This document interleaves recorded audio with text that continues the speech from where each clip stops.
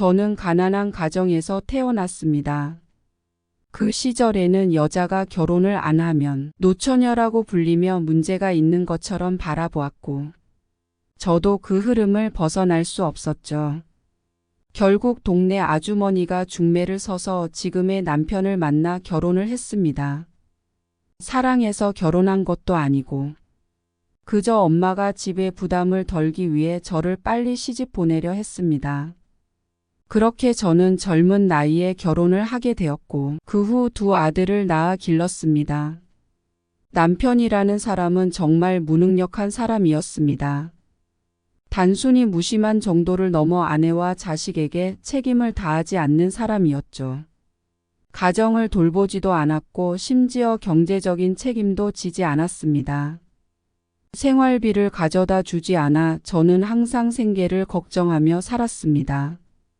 그러던 어느 날 첫째 아들 학교에서 운동회가 열렸습니다. 아이는 운동회에 나갈 생각에 들떠 있었지만 저는 도시락을 싸갈 돈조차 없었습니다. 아이들에게 미안한 마음이 들었지만 방법이 없었습니다. 운동회 날이 되었습니다. 아들은 친구들과 열심히 달리고 뛰면서 즐거운 시간을 보냈습니다. 하지만 점심시간이 다가오자 제 마음은 점점 무거워졌습니다. 다른 가족들은 준비된 도시락을 꺼내 먹고 있었고 그 모습을 보고 있자니 제 자신이 초라해지고 한없이 작아졌습니다. 아이들도 옆에서 조용히 눈치를 보고 있었죠. 그때 저는 더 이상 뭘 해줄 수 없다는 생각에 마음이 찢어질 듯 아팠습니다. 그때였습니다. 옆에 앉아 있던 한 아주머니가 우리를 보며 말을 걸었습니다. 도시락 준비 못 하셨나 봐요. 저희 김밥이 많아서 그런데 같이 나눠 먹어요. 순간 저는 뭐라고 해야 할지 몰랐습니다. 너무 감사했지만 말도 못하고 그저 고개를 끄덕일 수밖에 없었어요. 그분이 건네주신 김밥을 보며 저는 속으로 얼마나 울고 싶었는지 모릅니다. 한편으론 제 처지가 너무 한심해서 그분에게 미안한 마음까지 들었습니다. 배고팠던 아이들은 그분이 주신 김밥을 맛있게 먹었습니다. 저도 한 조각씩 집어 먹었지만 속은 쓰리고 눈물이 나더군요. 그분에게 정말 감사했지만 제 삶이 너무 초라하고 슬프게 느껴졌습니다. 다른 가족들은 웃고 떠들며 즐거운 시간을 보내고 있는데 우리 가족은 남의 도움으로 겨우 한 끼를 해결하고 있으니 말입니다. 그 순간만큼은 왜 이렇게 힘들게 살아가고 있는지, 왜 이런 남편을 만나서 아이들에게 이런 고생을 시켜야 하는지 수없이 자책하게 되었습니다. 그날 운동회는 아이들에게나 저에게나 씁쓸한 기억으로 남았습니다. 아이들이 어렸을 때 제가 해주고 싶었던 것들이 많았지만 그러지 못했던 시간이 너무 길었어요. 사랑 없이 시작된 결혼이었지만 아이들만큼은 제대로 돌보고 싶은 마음이었죠. 하지만 현실은 그렇지 않았습니다. 그러다 보니 아이들을 키우기 위해서는 제가 직접 돈을 벌어야 했습니다. 처음에는 정말 막막했어요. 내가 할 수 있는 일이 뭐가 있을까 고민하던 중 문득 동네 사람들로부터 자주 들었던 칭찬이 생각났습니다. 언니, 손맛이 참 좋네요. 다음에 우리 집 장도 부탁해요. 이렇게 저의 손맛을 칭찬해 주던 사람들이 많았거든요.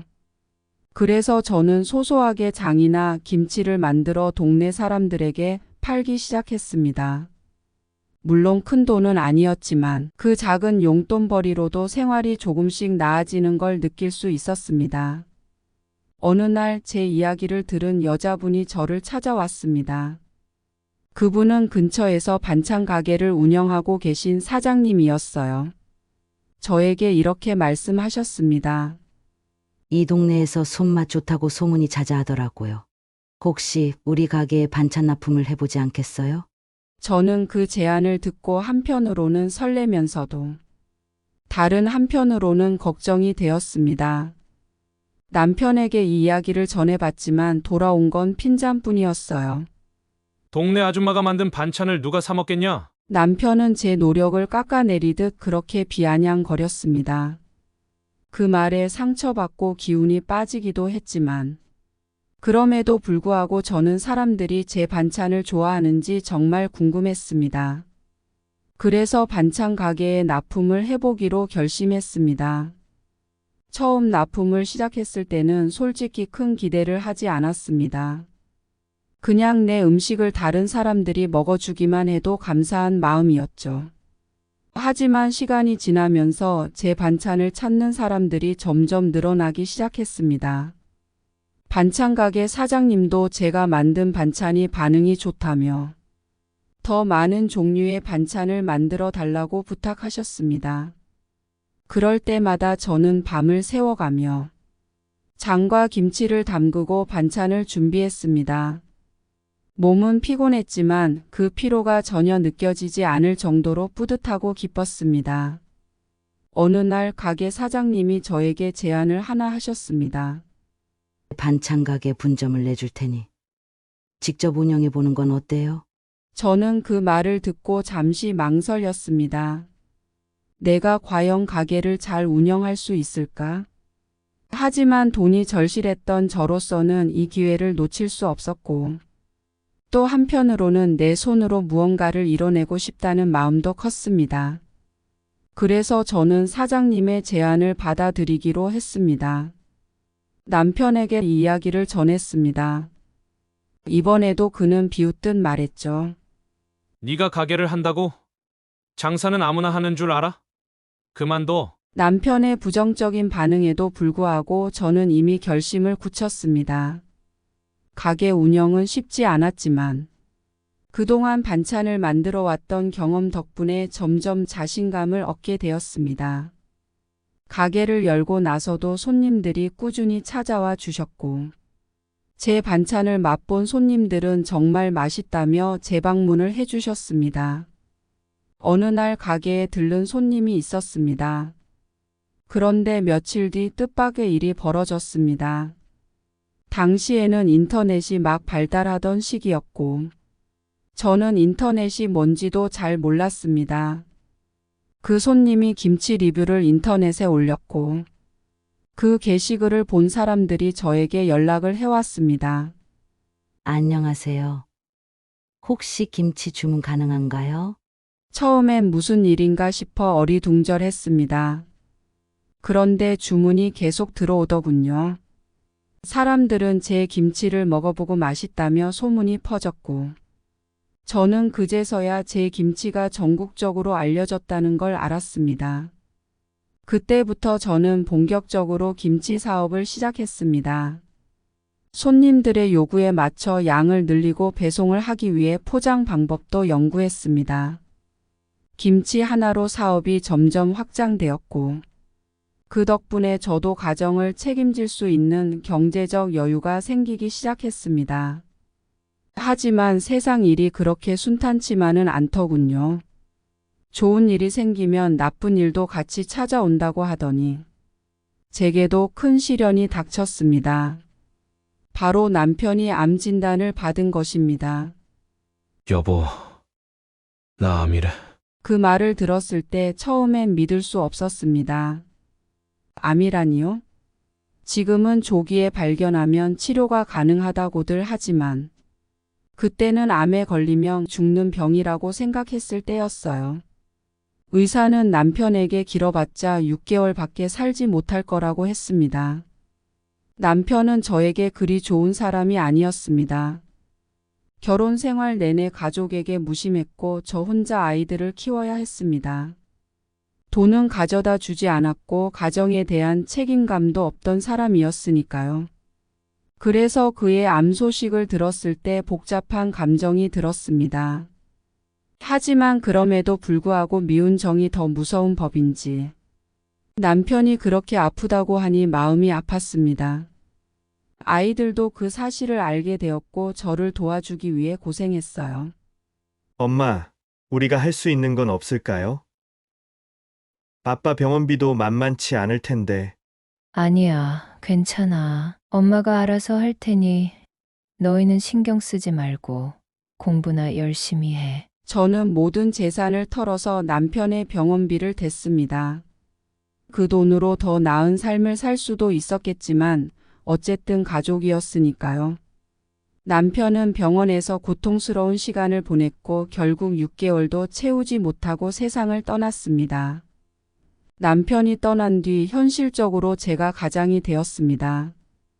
이제는 더 이상 남편의 부재를 탓할 수도 원망할 수도 없었습니다. 오로지 저 혼자 힘으로 가정을 이끌어야 했죠. 아이들은 그동안 제 고생을 알았는지 별다른 문제를 일으키지 않고 잘 자라주었습니다. 학교도 잘 다녔고 제게 큰 걱정을 주지 않았어요. 오히려 저를 도와주려고 했고 그 덕분에 저는 더 힘을 낼 수 있었습니다. 엄마, 아빠가 없어서 힘들겠지만 우리끼리 잘 지내요. 그래, 우리 가족끼리 힘내서 잘 살아보자. 그때부터 저는 더 열심히 김치 사업에 매진했습니다. 더 이상 주저할 이유가 없었죠. 내 아이들을 위해서 그리고 우리 가정을 위해서 김치 사업을 확장하기 위해 발로 뛰었습니다. 김치 사업이 번창할수록 제 생활도 안정되었고 아이들도 조금 더 나은 환경에서 자랄 수 있었습니다. 돌이켜보면 남편이 떠난 건 슬픈 일이었지만 그 과정에서 저는 더 강해졌습니다. 그리고 제 김치로 더 많은 사람들에게 기쁨을 줄 수 있다는 사실이 제게 큰 위안이 되었습니다. 김치 사업을 시작한 지 어느덧 15년이 흘렀습니다. 사람들은 저를 김치 명인이라 부르며 인정해 주었고 덕분에 저는 두 아들에게 좋은 교육을 시킬 수 있었습니다. 두 아들 모두 유학을 갔고 그 모든 유학 비용을 제가 김치를 팔아서 충당했습니다. 아들들이 유학을 떠나면서 외로움이 커졌습니다. 오랜 시간 홀로 가정을 책임지며 일만 하다 보니 마음을 나눌 누군가가 필요하다는 생각이 들더군요.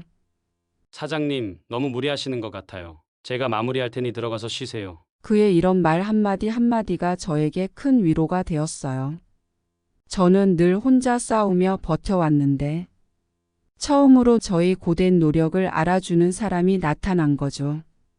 그러면서 자연스럽게 김이사와 연애를 시작하게 되었습니다. 그는 참 다정하고 배려심이 깊은 사람이었어요. 저에게도 그리고 김치 사업에도 큰 힘이 되어 주었습니다. 시간이 지나 저는 김이사와 결혼을 결심하게 되었습니다. 그와 함께라면 이제는 외롭지 않을 것 같다는 생각이 들었죠. 하지만 문제는 제 두 아들이었습니다. 그들은 어릴 때 아버지로부터 사랑을 받지 못한 채 자랐습니다. 남편이 무심했던 만큼 아이들은 아버지란 존재에 대해 부정적이었습니다. 엄마, 진짜 결혼할 거예요? 그 사람하고? 그래. 나도 이제는 외롭지 않게 살고 싶어. 우린 그 사람을 새 아버지로 받아들이고 싶지 않아요. 아이들은 김이사를 새 아버지로 받아들이기를 완강히 거부했습니다. 아이들은 어릴 때 아버지로부터 사랑을 받아본 적이 없었고 그 상처는 아직도 아물지 않은 상태였습니다. 우리한테 아버지라고 부를 사람은 필요 없어요. 엄마면 충분해요. 이제는 나도 누군가에게 의지하고 싶고 함께 늙어가고 싶어. 저는 아이들의 마음을 이해했지만 아이들에게도 저의 마음을 전하고 싶었습니다.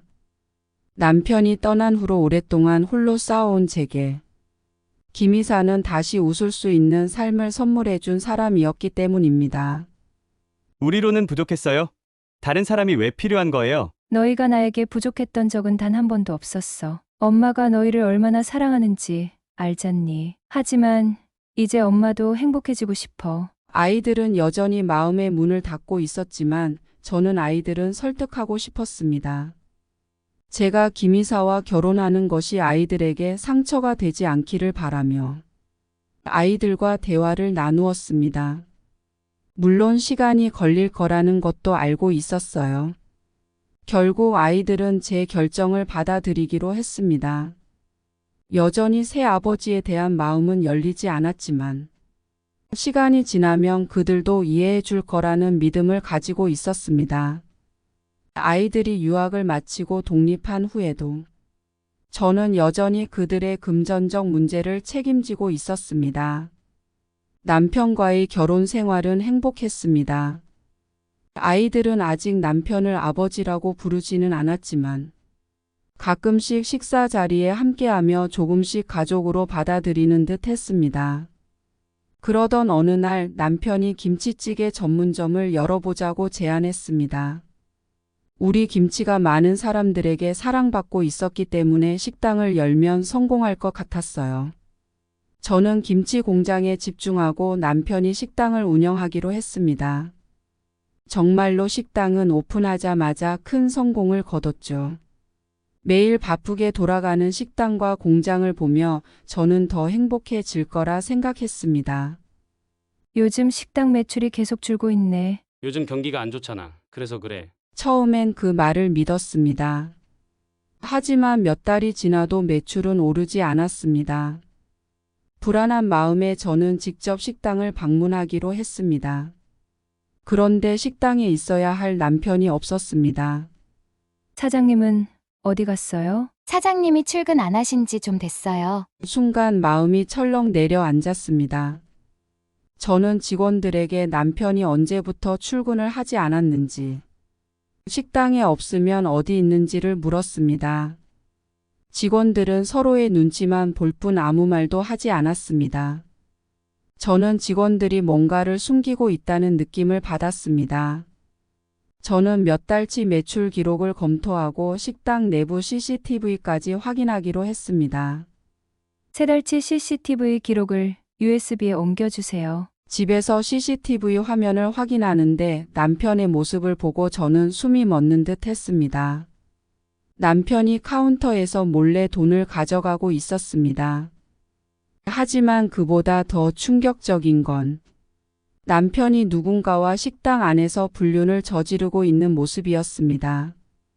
이게 뭐야? 저는 너무 충격을 받아 손이 떨리기 시작했습니다. 화면을 멈춰놓고 저는 그 자리에 앉아 한참을 울었습니다. 그동안 제가 믿고 의지했던 남편이 뒤에서 저를 배신하고 있었다니 믿을 수가 없었어요. 왜 그랬어? 왜? 아이들의 반대를 무릅쓰고 했던 결혼이 이런 결과를 맞이할 줄은 몰랐습니다. 그때 아이들이 저에게 했던 말들이 떠올랐습니다. 엄마, 그 사람 믿을 수 있어요? 그냥 혼자 지내셔도 되잖아요. 엄마, 우리한테는 새아버지 필요 없어요. 그 사람에 대해 확실히 알아보고 결정하세요. 그때 저는 아이들의 말을 무시했었죠. 저는 김이사를 사랑했고 그가 나의 외로움을 채워줄 사람이라고 생각했습니다. 하지만 결국 아이들의 말이 옳았습니다. 남편의 배신을 알게 된 그 순간 저는 제 자신이 싫어졌습니다. 나 때문에 아이들이 또 상처를 받을까 두려웠거든요. 도대체 내가 뭘 잘못한 걸까? 왜 또 이렇게? 그렇게 한참을 울다 보니 정신을 차려야 한다는 생각이 들었습니다.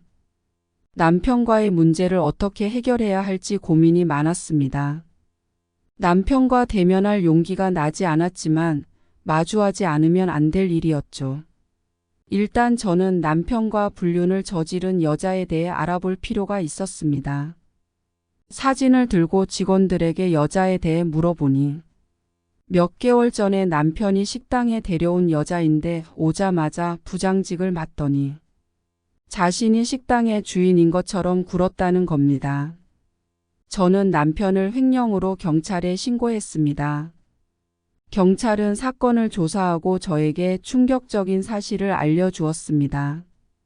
제가 남편이라고 생각했던 사람은 이미 결혼을 한 유부남이었고 그 배우자가 식당 CCTV에 찍힌 여자였습니다. 사실을 알고 보니 제가 불륜녀였고 그녀가 본부인이었습니다. 남편은 결혼식을 하고 자신이 혼인신고를 하겠다고 해서 저는 남편에게 모든 일을 맡겼는데 저를 속인 것이었습니다.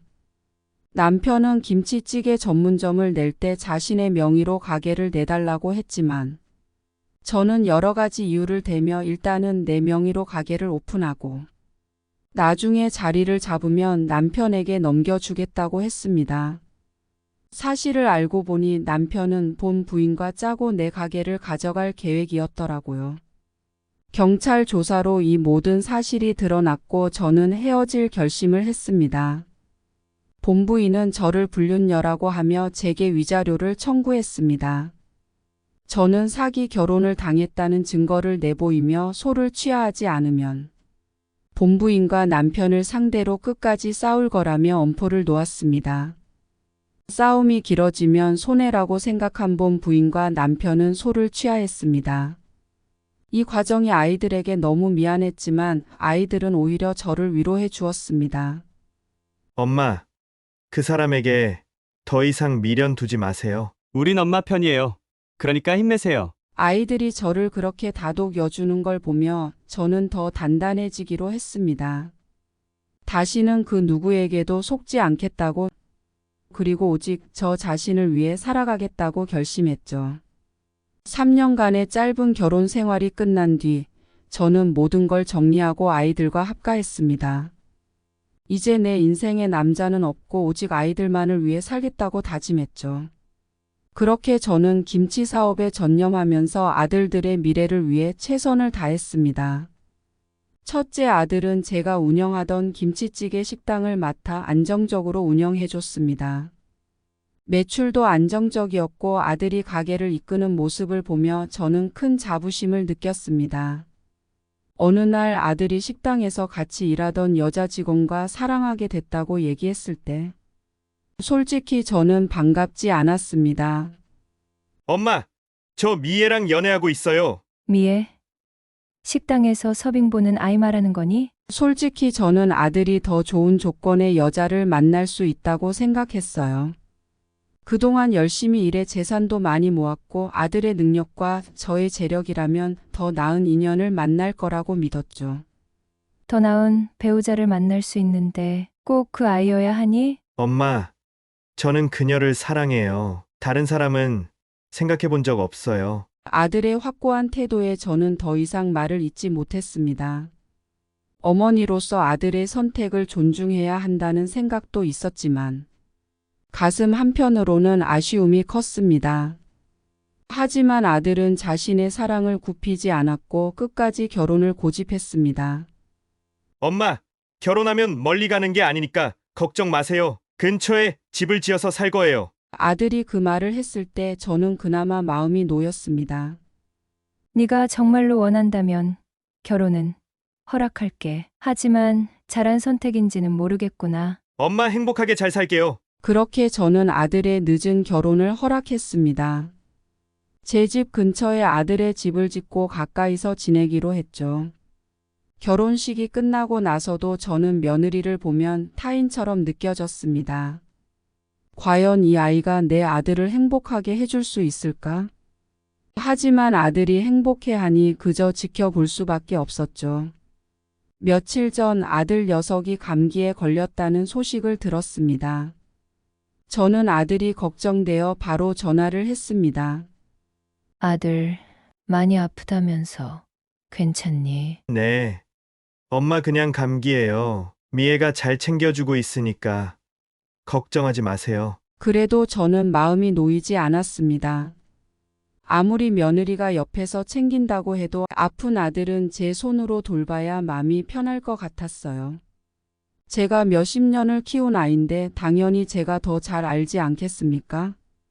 그래서 며느리에게 전화를 걸었습니다. 예. 아들이 많이 아프다고 하던데. 어머니, 지금 집에서 잘 쉬고 있어요. 괜찮으니까 걱정하지 마세요. 너희 집은 솔직히 우리 집보다 불편할 거야. 내가 돌볼 테니 아들은 우리 집으로 보내. 며느리는 대답이 없었습니다. 제 생각에는 엄마 집이 더 아늑하고 편안할 거라고 생각했습니다. 어머니, 남편에게 우리 집은 여기예요. 제가 잘 돌보고 있으니 걱정 안 하셔도 될 것 같아요. 하지만 저는 며느리의 말에 믿음이 가지 않았습니다. 그래서 다시 한번 강하게 말했습니다. 아니, 내 말을 못 알아듣는 거야? 네가 아무리 잘 돌봐줘도 내가 편하지. 네가 잘 돌보지 못해서 아들이 아픈 거잖아. 그 말에 며느리는 당황한 것 같았습니다. 저는 속으로 역시 내 말이 맞구나라는 생각이 들었습니다. 제가 옆에서 돌봐줬다면 이렇게까지 아프지 않았을 거라는 생각이 들었습니다. 어머니, 제가 남편 잘 돌보고 있어요. 이번 감기는 그냥 피곤해서 그런 거예요. 그게 문제가 아니야. 아들이 아프건 네 책임이라는 거야. 며느리는 잠시 침묵하더니 작은 목소리로 대답했습니다. 남편도 저한테 괜찮다고 했어요. 그냥 조금 쉬면 금방 나을 거라고. 그건 네 생각이고 아프니까 내가 데려와서 돌보겠다는 건데 왜 그렇게 고집을 부려? 그 순간 전화 너머로 며느리의 숨소리가 커졌습니다. 아마 제 말에 상처를 받았을지도 모릅니다. 하지만 저는 그때 그렇게 강하게 나갈 수밖에 없었습니다. 아들이 아프다는데 괜찮을 엄마는 세상에 없으니까요. 며느리와의 대화는 그렇게 끝났지만 저는 여전히 아들 녀석이 걱정되어 견딜 수 없었습니다. 그래서 직접 집으로 가볼까도 고민했지만 며느리가 불편해할까 싶어 참았습니다. 그 후로 아들 녀석이 나아졌다는 연락을 받고 마음이 놓였습니다. 하지만 여전히 제 마음 한 구석에는 며느리가 아들을 안 챙기는 게 아닌가 하는 의심이 있었습니다. 이번 일로 며느리와의 관계도 어색해졌습니다. 어느 날 며느리의 아버지가 갑작스럽게 돌아가셨습니다. 제가 그 소식을 들었을 때 솔직히 당황스러웠습니다. 분명 슬픈 일이라는 건 알지만 그 슬픔이 우리 가정에 영향을 미치지 않기를 바랐습니다. 며느리가 장례를 치르고 돌아오는 날 저는 아들과 며느리에게 한마디 했어요.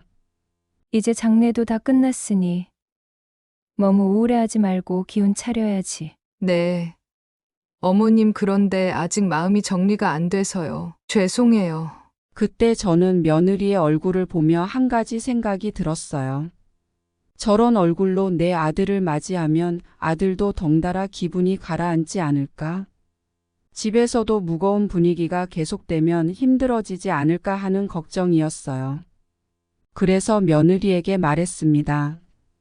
며느라, 네가 힘든 건 알겠지만 우리 아들에게 힘든 거 티내지 마라. 며느리는 내 말을 듣고 잠시 침묵하더니 이내 서운한 표정을 지었습니다.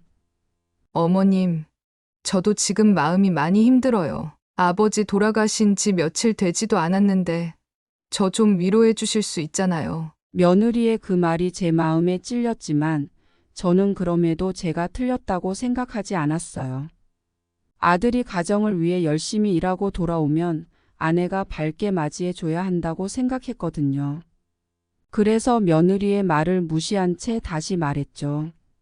힘들어도 속으로 삭히고 마음은 혼자 있을 때 정리해. 내가 살아보니 그게 맞아. 며느리는 아무 말 없이 고개를 끄덕였지만 그녀의 눈빛에는 서운함과 슬픔이 담겨 있었어요. 저는 속으로 왜 저렇게 받아들이지 못하는 걸까? 라고 생각하며 답답했죠. 왜냐하면 저는 힘든 시절에도 누구에게 의지하지 않고 혼자 버텨왔으니까요. 그래서 더욱 며느리에게 강요했는지도 모릅니다. 그때부터 어긋난 걸까요? 아들, 이번 주말에 너희 집에 가서 엄마가 너 좋아하는 갈비찜 해줄게. 엄마, 이번 주말에는 좀 힘들 것 같아요. 미애랑 친구들 만나기로 했어요. 그럼 다음 주말에는 엄마 집에 와라. 엄마가 기다리고 있을게. 엄마, 주말마다 약속이 좀 많아서요. 나중에 한번 봬요. 처음엔 아들 부부가 결혼 초기라 바쁘겠지. 시간이 지나면 다시 찾겠지 생각했습니다. 그런데 그 시간이 길어지더군요. 집에 오면 아들은 빨리 가려 했고 며느리는 더욱 딱딱한 분위기로 저를 대했습니다. 그렇게 아들 부부와 왕래가 줄어들었습니다. 아들 부부는 결혼한 지 2년이 넘었는데 아직도 손주 소식이 없어 제 마음은 타들어갔습니다. 우리 집안에 손주가 생기면 얼마나 좋을까? 저는 예전부터 손주가 생기면 육아도 해주고 싶었는데 아직도 며느리에게서는 아무런 소식이 없으니 답답한 마음이 컸습니다. 저는 아들과 며느리를 저녁 식사에 초대했습니다. 겉으로는 반갑게 맞이했지만 사실 손주에 대한 이야기를 하려고 부른 거였습니다. 저녁 식사를 마치고 본격적으로 말문을 열었습니다. 애들아, 너희 결혼한 지 벌써 시간이 꽤 지났는데 왜 아직 손주 소식이 없니? 내가 기다리다 목 빠지겠다. 며느리는 당황한 표정으로 말했습니다. 어머니, 저희도 노력하고 있어요. 저는 며느리의 그 말이 이해되지 않았습니다. 나 때는 결혼하고 얼마 지나지 않아 바로 아이를 가졌는데 요즘 애들은 왜 이렇게 느린 건지 모르겠다는 생각이 들었습니다. 너희 나이도 있는데 너무 늦으면 안 좋다. 내가 주변에서 듣기로는 요즘 얘들은 아이를 낳고 싶어 하지 않다고 하던데 너도 혹시 그런 건 아니지? 며느리는 억울한 표정으로 부정했지만 저는 불안한 생각이 들었습니다. 혹시 며느리가 아들한테 말을 해서 아이 갖는 걸 미루는 건 아닐까 싶었습니다. 그래서 그날 이후 저는 계속해서 아들에게 전화를 걸어 병원에 가보라고 이야기도 하고 건강검진도 받으라고 조언했습니다. 내가 너희를 위해서 유명한 한의원을 알아봤어. 이번 주말에 꼭 가서 상담받고 와라. 늦으면 안 된다. 결혼을 했으면 아이를 낳아야지. 저는 아들은 제 말을 이해해 줄 것이라 생각했습니다. 이 모든 건 다 아들을 위한 것이니까요. 그런데 시간이 지날수록 아들의 반응이 이상했습니다. 어느 날 아들이 제게 말했습니다. 엄마, 우리도 준비하고 있는데 너무 재촉하지 말아줘. 우리도 다 계획이 있어.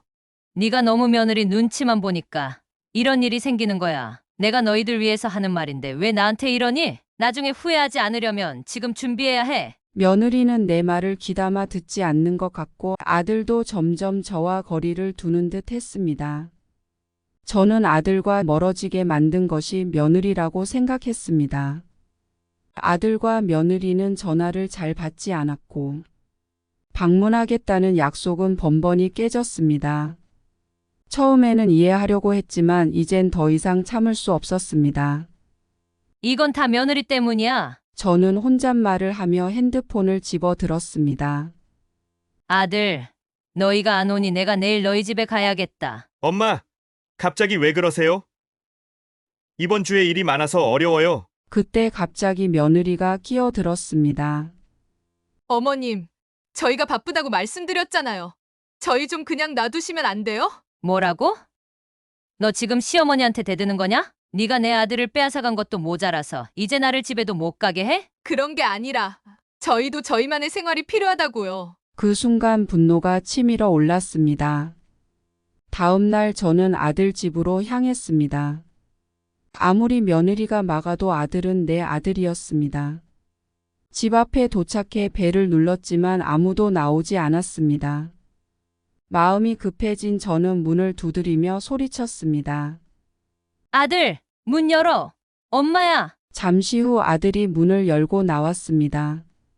엄마, 도대체 왜 이러세요? 너 엄마를 이렇게 대할 수 있어. 내가 너를 어떻게 키웠는데. 그때 며느리가 밖으로 나왔습니다.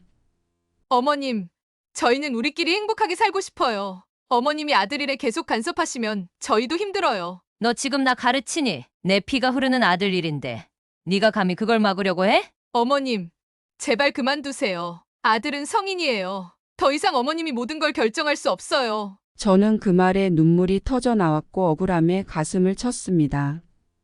내가 고생한 걸 모두 알고 있는 아들이 그럴 리 없어. 너 때문에 내 아들이 변한 거야. 아들은 며느리의 손을 꼭 잡고 집으로 들어가 버렸습니다. 그 순간 나는 완전히 무너졌습니다. 내 아들은 이제 내 편이 아니었습니다. 제가 할 수 있는 일은 그 자리를 떠나는 것뿐이었습니다. 내가 아들에게 너무 많은 것을 기대한 것이 문제였을까? 내 아들을 빼앗아간 며느리가 모든 걸 망쳐놨다고 생각했습니다. 저는 답답한 마음을 털어놓기 위해 친구를 만났습니다. 그날도 친구를 만나서 며느리에 대해 이런저런 얘기를 하다가 저도 모르게 험담을 했습니다.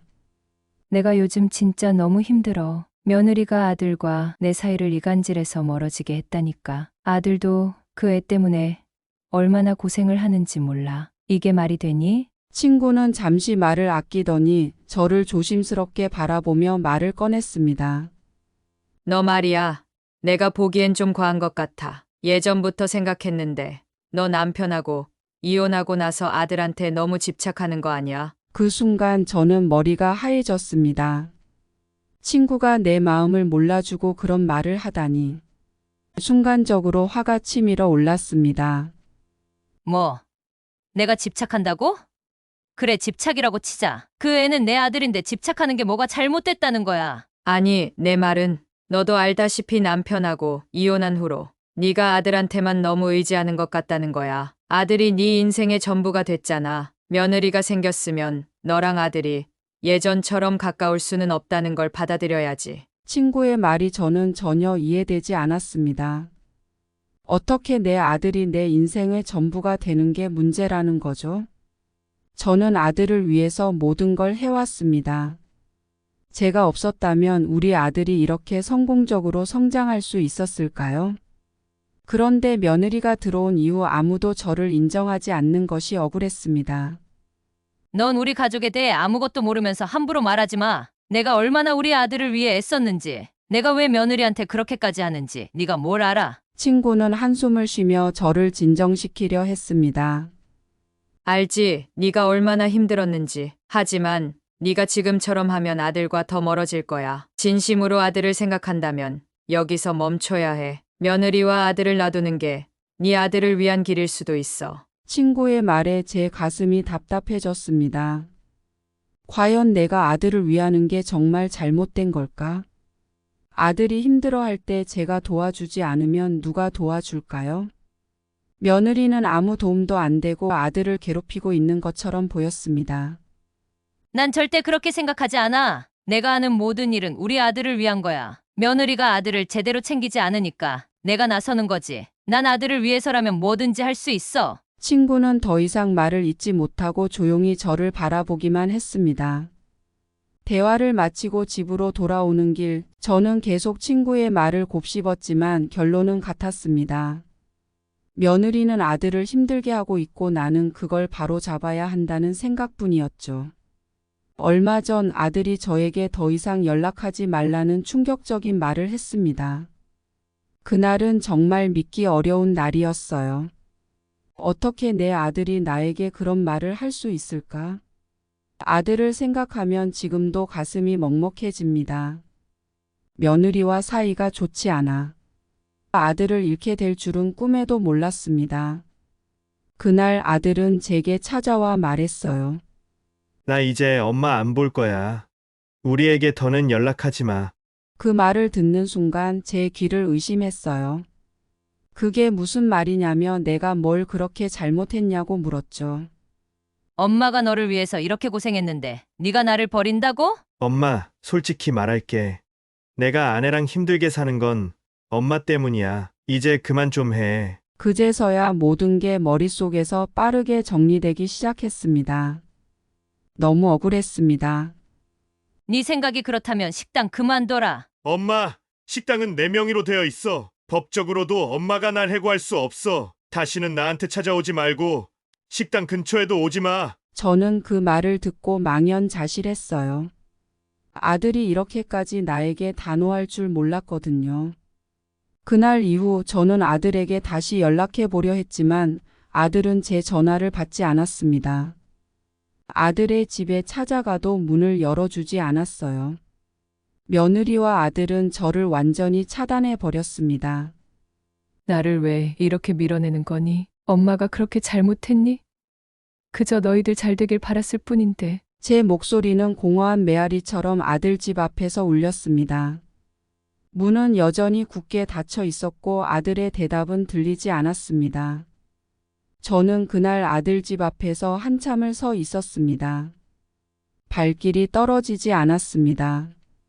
그동안 저는 아들 부부가 잘 살기만을 바랐습니다. 저는 살면서 아들에게 할 수 있는 모든 것을 다 해줬습니다. 하지만 돌아온 건 아들과의 단절이었죠. 모든 상황이 억울했지만 이제는 돌이킬 방법이 없는 것 같습니다. 아들 부부와 화해할 날이 올까요? 저는 오늘도 아들 집 앞에 서서 한참을 기다려 봅니다. 오늘의 사연은 정말 많은 생각을 하게 합니다. 긴 인생을 살아오시면서 참 많은 일들을 겪으셨고, 그 속에서 홀로서기를 하며 자신만의 길을 걸어오신 모습이 존경스럽습니다. 가족 간의 갈등으로 힘든 시간을 보내고 계신데요. 아들 부부와 화해하고 싶다는 마음이 꼭 전달되기를 바라봅니다. 끝까지 들어주셔서 감사합니다.